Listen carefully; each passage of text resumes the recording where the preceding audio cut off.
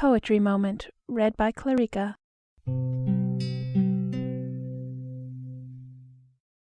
The 2 April Mornings by Wordsworth.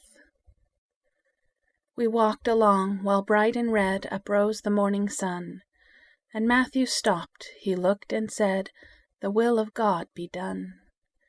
A village schoolmaster was he, with hair of glittering gray, as blithe a man as you could see on a spring holiday.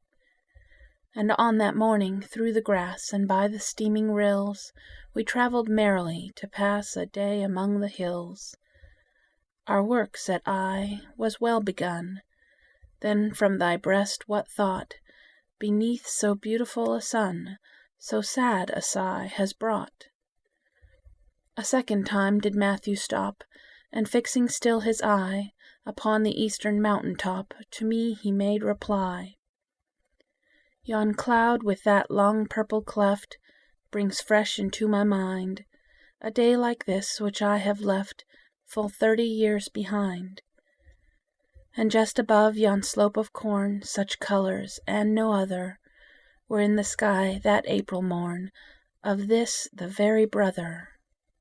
With rod and line I sued the sport which that sweet season gave, and coming to the church stopped short beside my daughter's grave. 9 summers had she scarcely seen, the pride of all the vale, and then she sang, she would have been a very nightingale. 6 feet in earth my Emma lay, and yet I loved her more, for so it seemed, than till that day I e'er had loved before. And turning from her grave I met, besides the churchyard yew, a blooming girl whose hair was wet with points of morning dew.